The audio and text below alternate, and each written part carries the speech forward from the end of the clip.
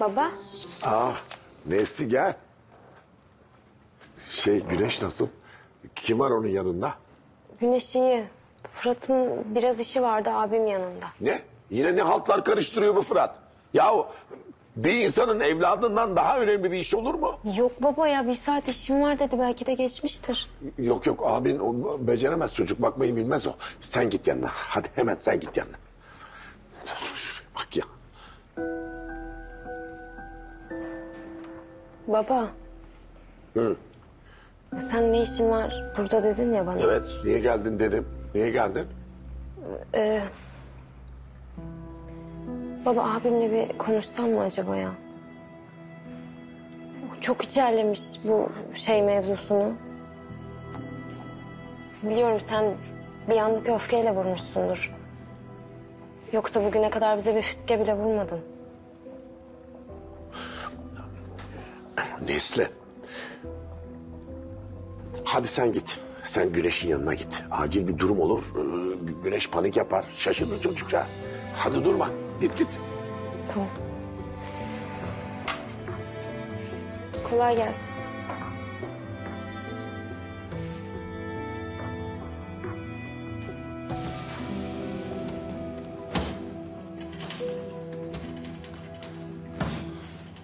Nazır! Torba! 1 saattir oyun oynuyorsunuz burada. Çalışın biraz.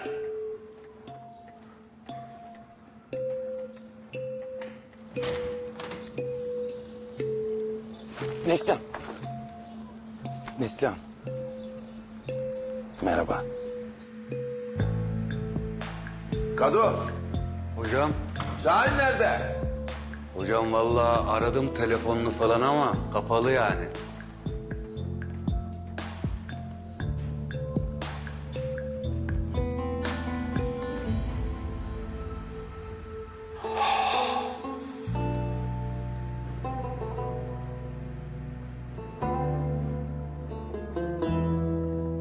Babamı bekliyorsan boşuna bekleme. O bir karar verdiyse vazgeçmez, zaman kaybetme burada. Dur. Ben babanı değil ya. Seni bekliyordum. Neden? Sen benim için babanla konuşursan benimle çalışmayı kabul eder.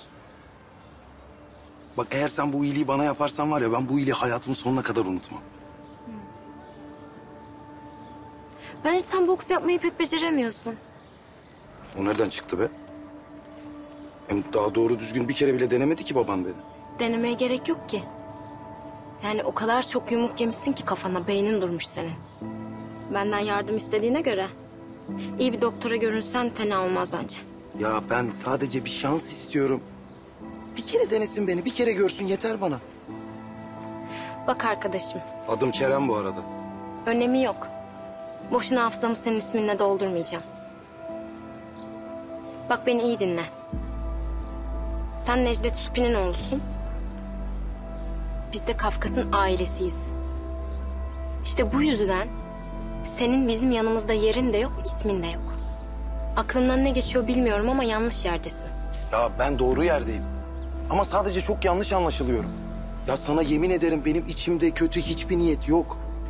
Ben sadece babandan boks öğrenmek istiyorum. Git başkasından öğren, deli misin sen ya? Başka hoca mı yok? Yok. Başka hoca yok.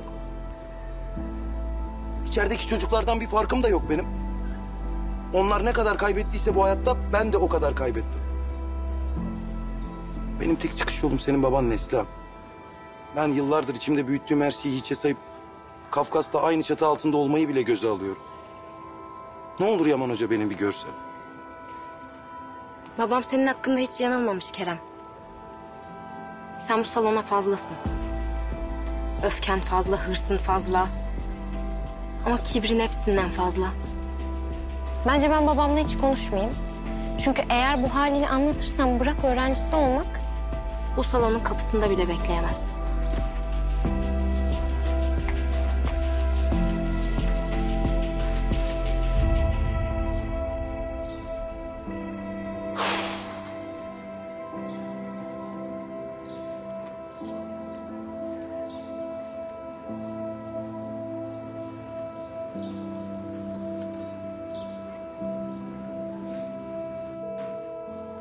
Aç şunu artık aç.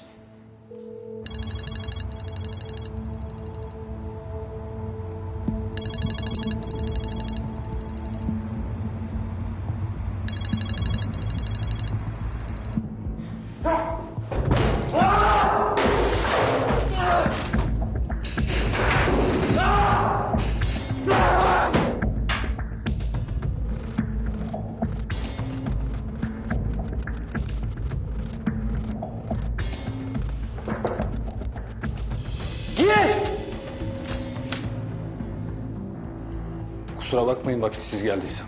Ne istiyorsun İsmail söyle. Çocuklar, savcılıkta emrettiğiniz gibi az birliği yaptılar Tansel Bey. Mahkemenin günü belli oldu. Bugün yarın Kafkas'la Zafer'in eline ulaşır celp. Güzel. Bakalım bu sefer ayağa kalkabilecek misin Kafkas Bey?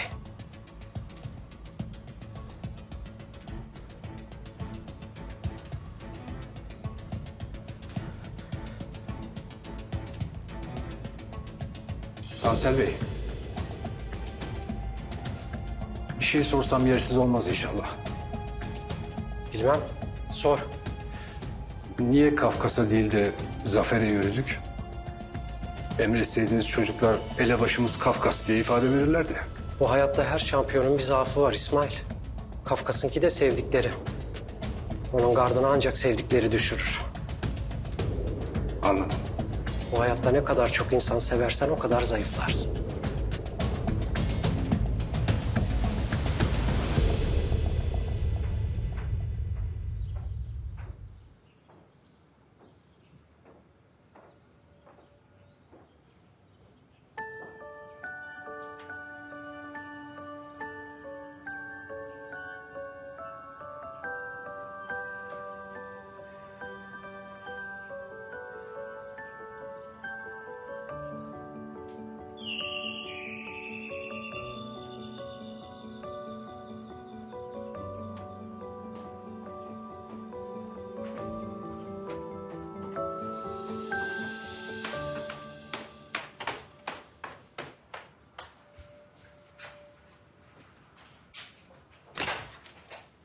Oo Kafkas Bey.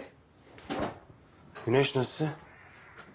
Zat halimizin adını sayıklaya sayıklaya uyudu. Sen neredesin bu saate kadar ya? Noterdeydim oğlum, evi sattım. Harbi mi? Çok iyi haber bu. Niye söylemiyorsun, süper. Nerede yatıyor, yukarıda mı? Yukarıda yukarıda. Tamamını değil be. Kendi hissemi sattım. Nasıl sattın? Kime sattın bu kadar hızlı?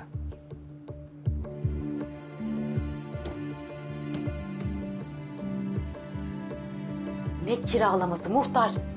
Oradan gelecek 3.30 parayı ne yapayım ben ay? Sen az satılık levhasını, tamam satıver evi. Ha?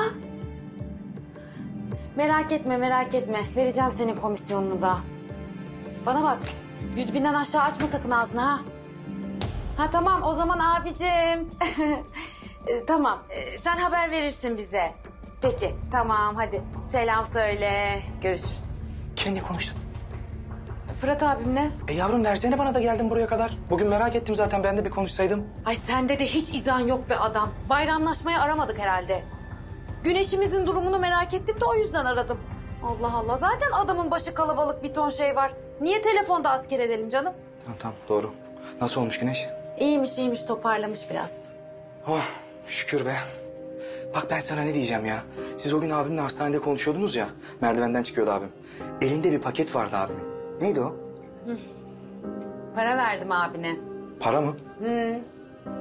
Çocuğu hasta. Karakollara düşmüş ihtiyacı vardı adamın. Ne yapayım? Akrabalık kara günlerde belli olur. Öyle oturup ağlamakla olmuyor o işler Serhat Efendi. Sen parayı nereden buldun?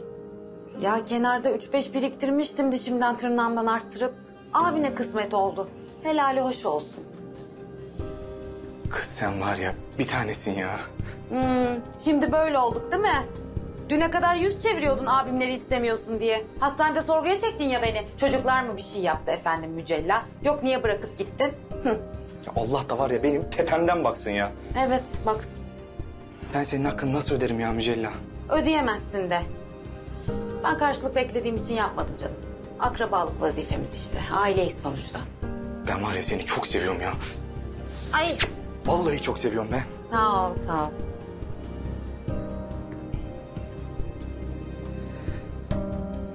Tamam Serhat ne dikildin tepemde şeker bekleyen çocuk gibi. Yok ya gideceğim tamam. Hadi git.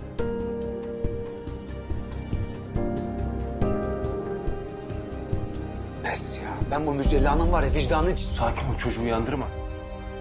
Ya Fırat kadın ne yaptı, ne etti, eve kondu arkadaş. Al şeytanla beraber aynı odaya koy bunu, şeytan besmele getirir ya. Öyle bir, nasıl bir kadın bu ya? Ne yapalım oğlum? Kim bilir ne zaman satılacak dev. Bak şimdi en azından nakit paramız var. Ne bileyim bir iş kurarım, yeni bir eve çıkarım. Yani şu Güneş'in sosyal hizmetler meselesini kapatırız. Ya orası öyle de. Ne kadar verdi vicdansız? 30. 30 bin. Nasıl biriktirmiş o kadar parayı? Ne bileyim oğlum mutfaktan mı arttırmış biriktirmiş neyse ne işte. Mutfaktan. Onun yalanını var. Allah aşkına şu konuyu kapat. Lütfen gözünü seveyim ya. Şimdi benim yeni bir eve çıkmam lazım. Sol çift. Sağ. İyi. Vur. Hadi bir daha. İyi. Kartını düşürme.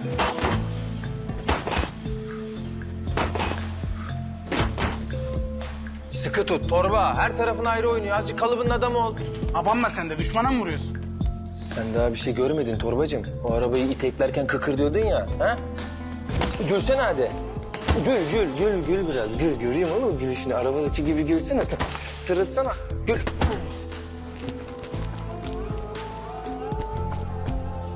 Kardeş sen hayırdır çok geziyorsun ha buralarda.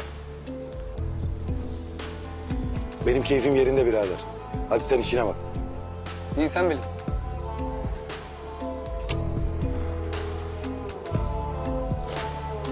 Kırktakta çalışıyorsun sonra direkt yumruk tamam mı? Eyvallah. Neredesin lan sen? Hoca seni sorup duruyor. Telefonunu da açmıyorsun.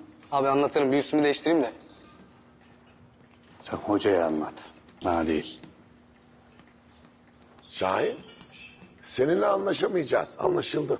Hocam bir dinlerseniz. Ben seni değil, sen beni dinleyeceksin. Hoca olan benim.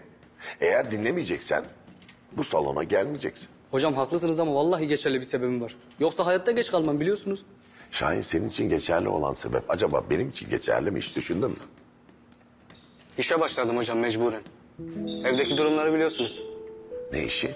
Halide bir yakınımızın yanında. Kamyon falan indiriyoruz işte. Geçici bir iş zaten hocam. Kışlık kömür parasını çıkarayım, ayrılacağım.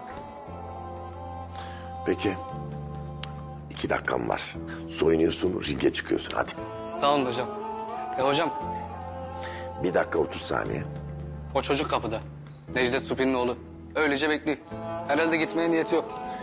1 dakika sonra seni ringde bulacağım. Hadi.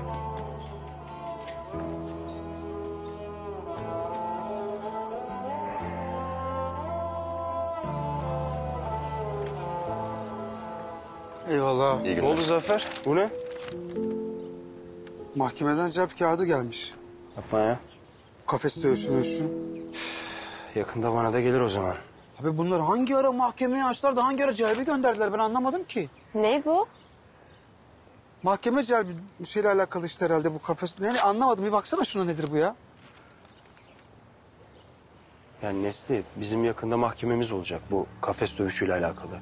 Senin avukat arkadaşın vardı ya, o bize ilgilenir mi?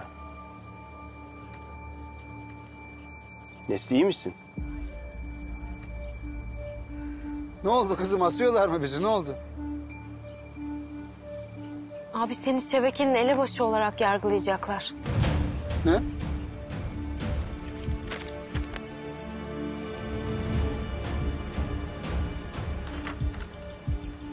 Ya abimin ne alakası olur elebaşılıkla hep topu bir kere gittiği yer?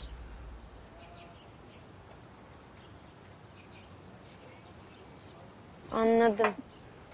Tamam ben şimdi bu kağıdın resmini çekip yollayacağım sana. Tamam sağ ol. Görüşürüz. Ne diyor avukat hanım? Yakalananlardan birkaçı sizin aleyhinize ifade vermiş olabilirmiş. Başka türlü olamaz böyle bir şey diyor. Ulan biz kimin nasırına bastık anlamadım ki. Hangi kansız yapar bunu yani? Ben biliyorum. Tansel. Tansel ne alaka ya? Tansel. Ya ben sana söylemek istemedim. O gece nezarethanede beni ziyarete geldi. Beni tehdit etti. Yani bu işten sıyrılmak istiyorsan ben seni kurtarırım. Ama oğlundan vazgeçeceksin dedi. Söylemek istemedim de ya. Gidip basalım mekanını. Neyse ne azdan az çoktan çok yani. Abi saçmalama ya. Adamın gücünü görmüyor musunuz? Teklifiyle aleyhinize ifade verdirmiş. Bulaşmayın sakın. Kızım adam bize bulaşıyor görmüyor musun? Bize değil bana. Derdi benimle. Benim çevremde sevdiğim insanların canını yakmaya çalışıyor. Görmüyor musun? Allah cürmü kadar yer yakar. Abi abuk subuk konuşma. Allah abuk subuk mabuk subuk. Neyse ne artık ya. Sizin karşınızda koskoca bir şebekenin ne var ya. Abi durum ciddi. Vallahi ciddiyse ciddi. Ya ben hayatımda ilk defa bir meselenin başrolü olmuşum ya. Sayın seyirciler, bu akşam Zafer Günaltay verdiği ifadede... Adam şu duruma gülüyor ya. Aman yarabbim ya.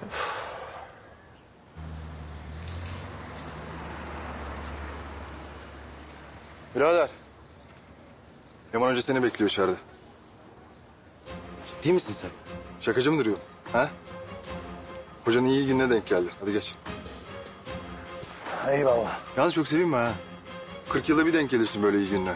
Genelde kaya gibidir. Fark ettim onu. Murat ben. Miço da derler. Ben de Kerem.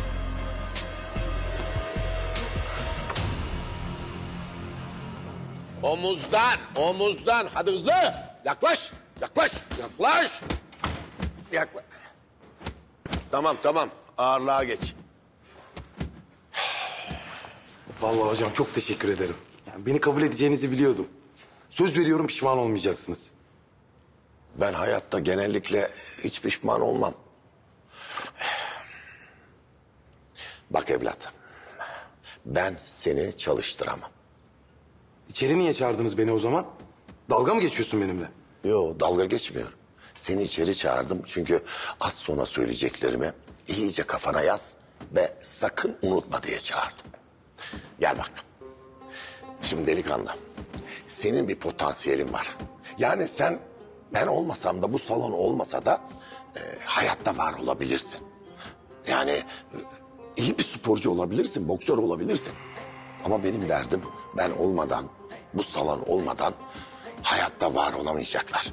Yani ne bileyim cezaya belaya bulaşmış olanlar ya da suça belaya bulaşma ihtimali çok fazla olanlar. Anlıyorsun değil mi beni? Yani senin bir ailen var. Sen ayaktasın evladım. Benim derdim düşenlerle. Ya hocam boşuna nefesini tüketme. Sen benim Kafkas'la aynı ortamda bulunmamı istemiyorsun. Öyle hayat kurtarıyorum falan yalan dolan. Söylesene açık açık. Açık açık. Peki.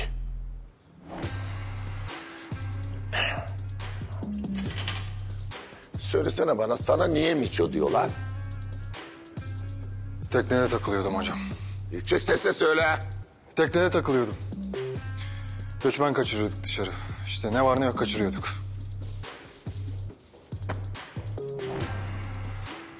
Nadir, sen kaç defa girdin İslahaneye?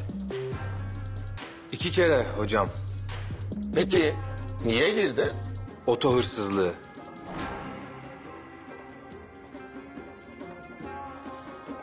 Kado, Ver hocam. öt bakalım. Yaralama, gasp, adam alıkoyma. Efendime söyleyeyim. Söyleme. Yeter bu kadar. Adam alıkoyma. Geç geç. Torba, gel bakalım. Gel oğlum. Sen söyle abine. Kuru yedim. Ne? Kuru yedim. Yüksek yüksek. Yasa dışı ne varsa getir götür.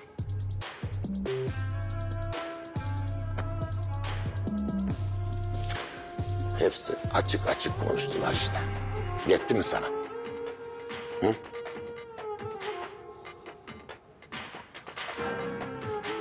Hadi kızlar. Hadi kıpırdanın hadi.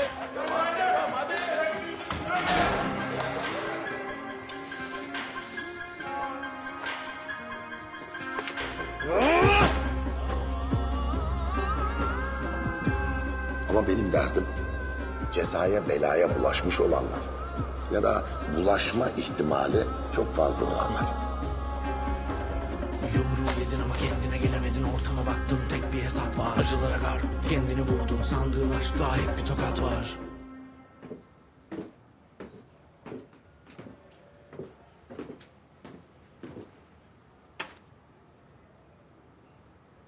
Abi ne yapıyorsun? Hiç. Ya ben Fırat'la konuştum. Güneş uyanınca salona gideceğim dedi. Bir de sen konuşsana. Hiç boşa kürek çekmeyin. Gideceğim diyorsa gider. Boksör inadı. Olmazsa akşam biz gideriz.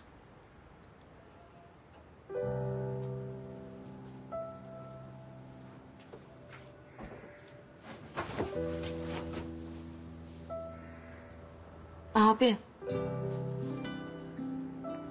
Bak ben biliyorum.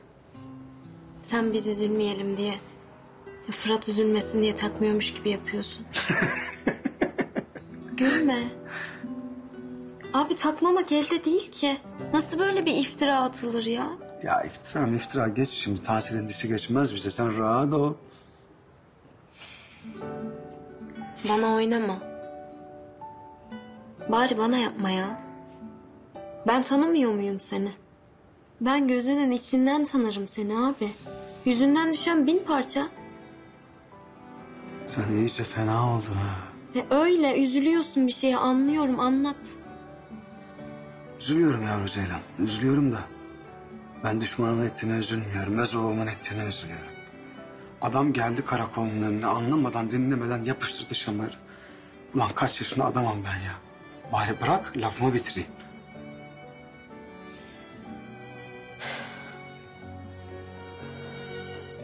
Yani herkese öfkenize hakim olun diye nasihat verir. Bir de kendi yaptığına bak değil mi? He. Takma kafana be abi. Babam işte. Nesli gerçekten kapat bu konuyu. Üzerine konuşmak bile istemiyorum yani. Niye öyle diyorsun? Ya neden kapatalım? Hayır gerekiyorsa gelsin özür dilesin senden, anlayacak hatasını. Eksik olsun. Yaman Günaltay'ın özrü de eksik olsun. Ya onu hatta şamarda mı benim canım yanacak? Ya ben yıllarca ringde sağda solda sokakta yumruk attım yumruk yedim Nesli. Adam ilk defa geldi yıllar sonra karşısında biri varmış gibi baktı bana. Bir adam varmış gibi baktı. Meğer o bakış hırstanmış. Adam olduğu için değil. Benim canım bu yakıyor. Başka bir şey değil. Biliyorum abi. Biliyorum.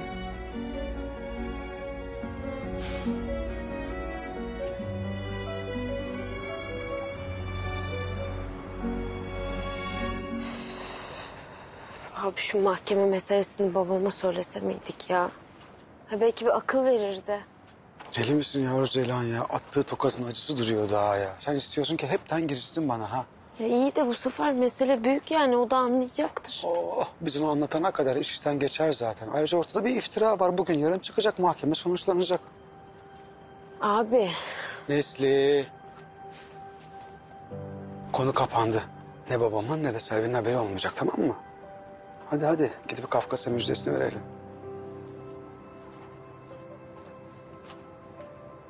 Ev hemen şu 2 sokak yan tarafta. Çok matah bir yer değil mi? Bence güzel değil mi Nesli? Evet ya, biraz işi var ama el birliğiyle hallederiz bence. Çok şirin olur. Ev sahibi de Hamdi Bey. Biraz kıldır ama çözeriz. Dişi geçmez bize yani. Ya ben aslında daha başka bir yere taşımak istiyorum. Daha dur, evi görmedin ya. Beğenmezsen burada 1000 tane ev var. Mahalle büyük. Yani aslında söylemek istediğim başka bir semte. Yani karşıya belki de. Ya arkadaş, senin bu Kafkas inadın gene tuttu ya. Fırat abim haklı. Mahallede bir ev buluruz size. Senin işin olduğunda da biz Güneş'le ilgileniriz. Ha işte. Güneşi kime bırakacaksın? Mücella cadılalıcına mı? Ya bakın, hakkınızı ödeyemem gerçekten. Her şey için de teşekkür ederim. Ama biraz uzak kalmamız iyi olacak yani. Biz de kendi yağımızda kaldık. Baba. Ha. Geldiğimden beri başınıza iş açıyorum. Yaman Hoca'ya da çok mahcup oldum. Biraz uzak kalmak en iyisi. Seni anladım. Tansel mevzusu için böyle yapıyorsun değil mi? Bizi korumak için.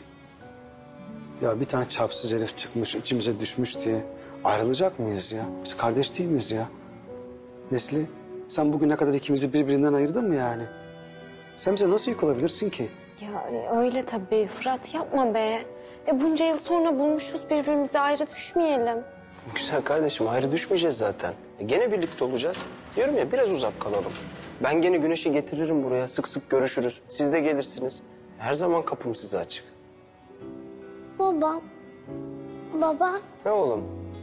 Baba, başka yere mi gideceğiz? Ben burada kalmak istiyorum. Başka bir yerde kalmak istemiyorum. Ayrılmayalım. Ama konuştuk sen de bunları. Öyle değil mi? Ama uzakta dedin. Şimdi uzakta dedin de o kadar da uzak değil yani. Böyle gidip gelebileceğimiz bir mesafe. Ben şimdi nasıl söyleyeyim sana uzak. Şimdi mesela Artvin uzak. Ama Beşiktaş az uzak. Nasıl anlatayım ben sana? Bilemedim ki Zafer. Bir şeyler söyle oğlum çocuğa. Tabii ki beni hiç ilgilendirmiyor. Buyurun açıklayın. Ha. Ben açıklarım. Açıklayabileceğim mesafeler Beşiktaş'ta Artvin kadar. Bence Nesli ablan daha iyi açıklar.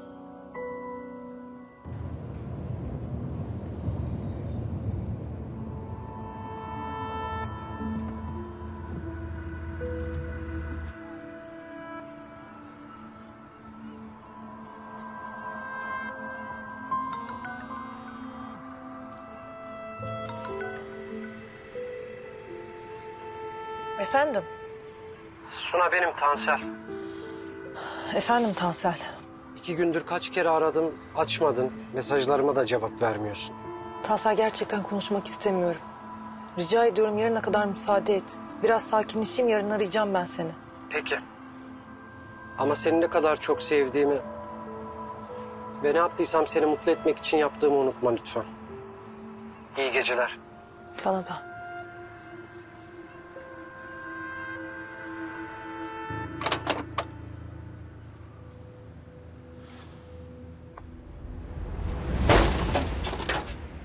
Paşam ne olacak? Ha? Zavallı hasta çocuğu peşinden sürüklüyor. Biz burada neciyiz? Ha? Biz eşek başı mıyız? Ha? Biz de bakarız ona. Biz de göz kulak oluruz. Tamam. Yatmak istemiyor salonda. O zaman ararız. Mahallede tararız. Ona bir kiralık yer buluruz. Hazır bu kadar yükselmişken baba bir tane yapıştırsana ya açılırız. Üstüme gelme. Uzatma. Ya ne uzatıyorum?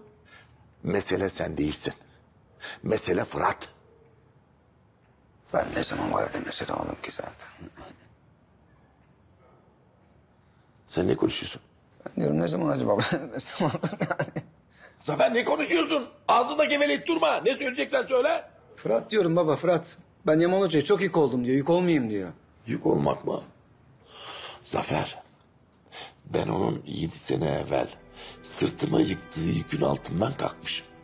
Küçücük bir çocuğun yükünden ne olacak? Yani. Sen bir konuş istersen. Seni dinliyor ya. Evet beni dinliyor. Ne konuşacağım onunla? Burnun dikine gidiyor. Ne hali varsa görsün.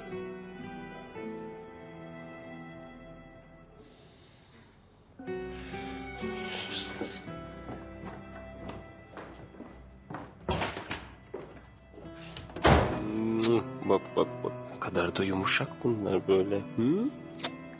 Baba, Hı. keşke Artvin'de olsaydık.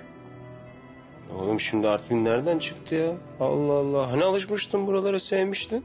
Keşke hepimiz Artvin'de yaşasaydık. Sen, ben, Zafer amcamlar, Mücella yengem, Tolunay'la Toprak.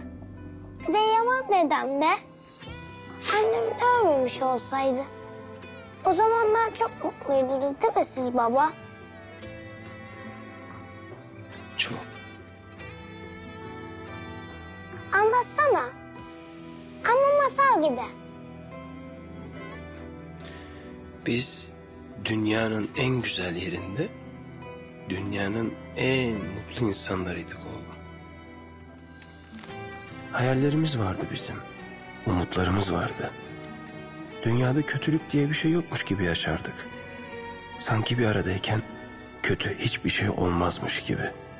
Soframız bereketli, hepimiz mutlu ve neşeliydik. Çok paramız yoktu belki. Her istediğimizi alamazdık. Ama neyimiz var, neyimiz yoksa bölüşürdük. Lokmamızı, hırkamızı, umutlarımızı. Kimsenin hiç ağlamadığı, hiç üzülmediği bir masal yaşıyorduk sanki.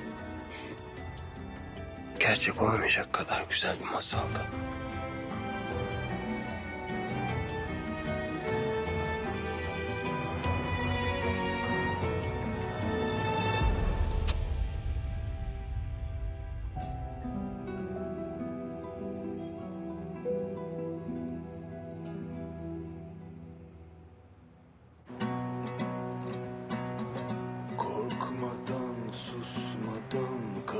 Tamam şu parça bitsin gideriz. Oo, sana da merhaba bro. Oğlum neredesin sen ya? Arıyoruz açmıyorsun, telefonlara cevap vermek yok. İşim vardı. Ya işi varmış. Sanki şirket yönetiyor. Oğlum bizle görüşmek istemiyorsan açık açık söyle. Tribe girmene gerek yok. Benim sizin kadar boş zamanım yok. Ben öyle 24 saat vıcık vıcık takılamam sizle. Kanka ayıp ediyorsun ama. Yani anladık atarlısın, triplisin falan da. Ya bize yürüme var be. Kaç yıllık dostuz. Oğlum bizden uzaklaştın. Ya bir sıkıntın, derdin varsa söyle. Dertleşelim. Oğlum benim derdimin sizle bir alakası yok. Ben öyle psikopat suçlu bir adam değilim ya. Benim canım onun sıkılıyor. Yo sen bence gayet psikopatsın. Hatta psikopatın kralısın. Eyvallah kardeşim. Ama senin değil. Başkalarının mı öyle düşünmesi lazım? Sen kafayı yedin ha, farkında mısın? Farkındayım. Ya neyse. Hadi beni boş verin siz. Siz ne yaptınız? Biz de kalkıyorduk şimdi. Lan oğlum madem kalkacaksınız niye 40 tane mesaj attınız gel gel gel diye? Ya yok abi ya. Ya şu karşıdaki heriflere tutuldu. Yok neymiş bakıyorlarmış falan filan. Kanka ben bana bir şey bilmedim. Kız fena, pır fena ya. Şunlara ama. Aynen kanka. Baksana oğlum. Hepsi hapishane kaçkını gibi. Tamam oğlum. Bize de öylesi lazım zaten. Görelim bakalım Yaman Hoca. Arızanın suçlunun kralı kimmiş? Aradığınız numaraya şu an ulaşılamıyor. Mobil telefon kapalı veya... Ne oldu? Ulaşamadın mı Kerem'e? Tamam halacığım. Anahtarım var değil mi? Tamam görüşürüz. Kimmiş? Kerem mi? Ne diyor? Neredeymiş? Tamam telaş yapma anne. Mete ile beraber Kayhan'ın yanına gitmiş. Geç kalmam diyor. Ay çok şükür. Haber alamasaydım gece gözüme uyku girecekti. Merak etme hadi git yat sen. Ben zaten çalışacağım biraz. İyi. Hadi iyi geceler kızım. İyi geceler anneciğim.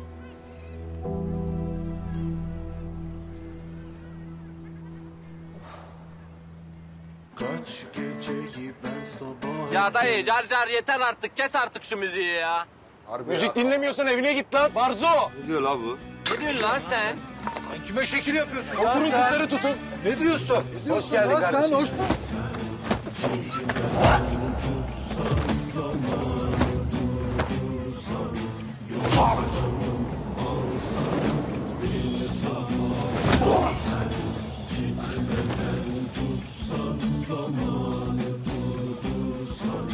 Gel lan. Gel ne yapacaksın lan gel. Oğlum siz bela mısınız? Böyle insanın gözünün üstünde kaşı verdiği kavga edilir mi? İlk onlar başlattı memur bey. Biz sadece müziğin sesini kısın dedik. Kısmayınca da aldığın şişeyi adamın üstüne saldırdın öyle mi? Yok. Bakın komiserim. İfademde de belirttiğim gibi. İlk yumruğu ben attım. Onlar sadece kendilerini savundular. Arkadaşlarımın zaten hiçbir suçu yok. Onlar sadece kavgayı ayırmaya çalıştılar. Değil mi birader? Aynen komiserim. Onların hiçbir suçu yok. Sadece ayırmaya çalıştılar. İyi madem öyle. Siz gelin şu ifadelerinizi imzalayın. Gidebilirsiniz.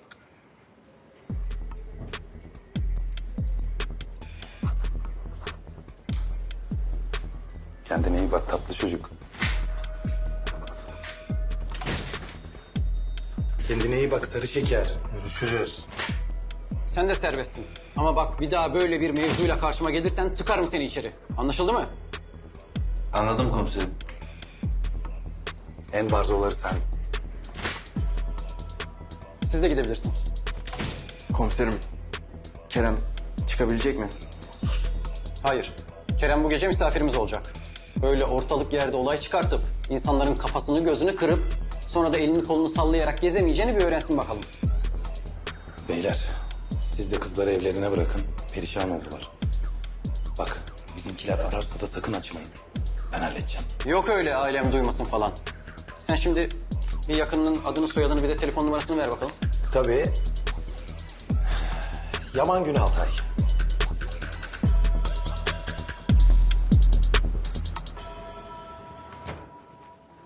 Hasibe teyze. Ne güzel çiçekler bunlar. Bak bir de kimse ziyaretime gelmiyor diyordun. Ne çok sevenim varmış. Beni değil, asıl seni seviyorlar güzel kızım. Anlamadım. Tansel? Çiçekleri beğenmene sevindim. Ama maalesef bunların hepsi Hasibe teyzenin. Sana sadece bir demet kaldı. Teşekkür ederim. Tansel oğlumdan Allah razı olsun. Dün gece benim yanıma geldi. Refakatçi kaldı benimle. Sohbet ettik, dertleştik. Öz oğullarımın yapmadığını yaptı bana. Uzun zamandır gülmeyen yüzümü güldürdü. Sağ olsun. Ne yapayım? Elimde değil. Senin sahiplendiğin her şeyi senden daha çok sahipleniyor ve önemsiyorum. Aileni, Kerem'i, anlata bitiremediğin Hasibe teyzeyi. Kafkas mevzusunda da o yüzden öyle davrandım. Seni sevdiğim için, korumak için. Seni ve de o çok önemsediğin küçük çocuğu. Suna, biliyorum sana haber vermem lazımdı ama... bir daha olmayacak, söz. Ne olur affet. Daha nasıl özür dileyim Suna?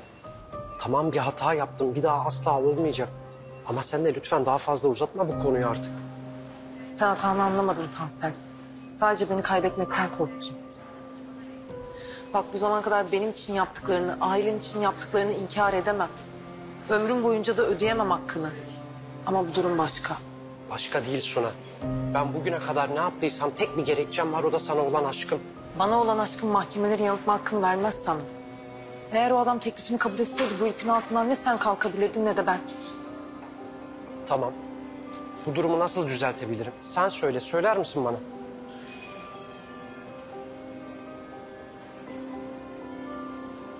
Tansel, biz biraz uzak kalsak iyi olacak.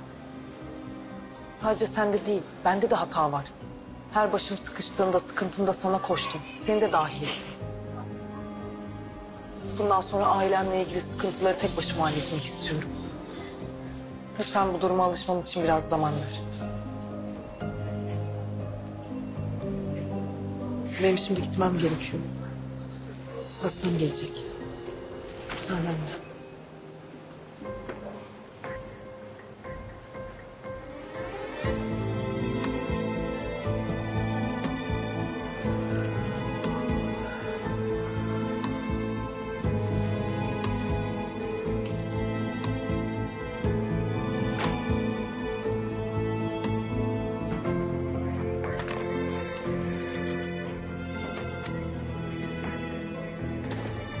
Yaman hocam.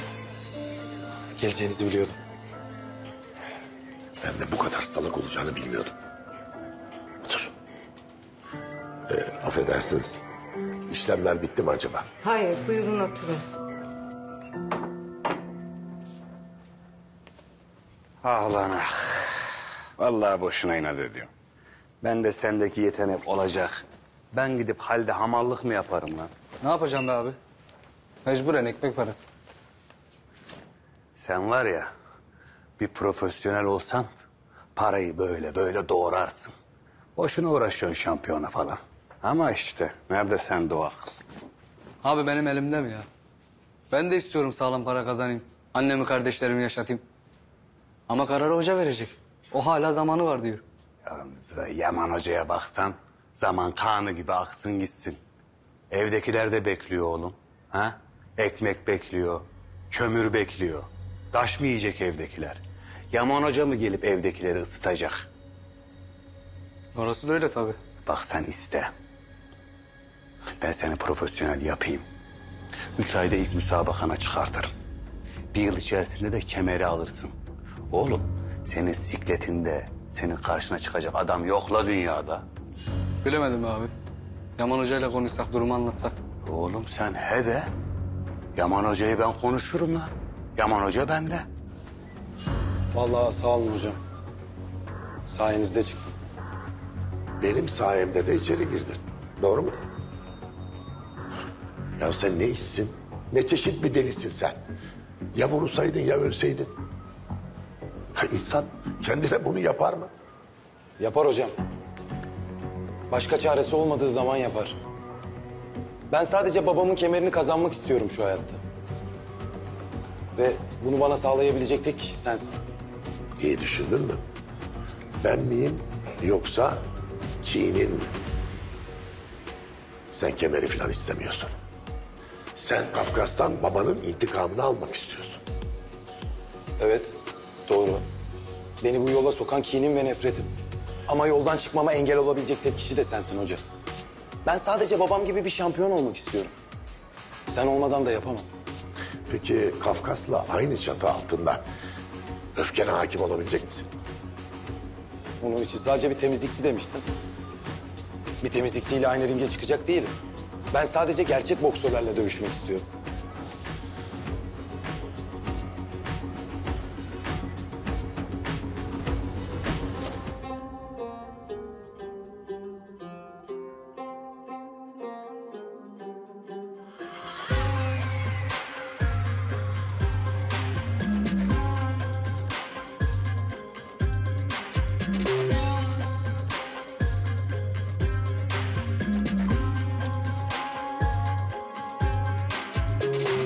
Yedin ama kendine gelemedin, ortama baktın tek bir hesap var. Acılara garip kendini buldun, sandığın aşkta hep bir tokat var. Yumruğu yedin ama kendine gelemedin, ortama baktın tek bir hesap var. Acılara garip kendini buldun, sandığın aşkta hep bir tokat var.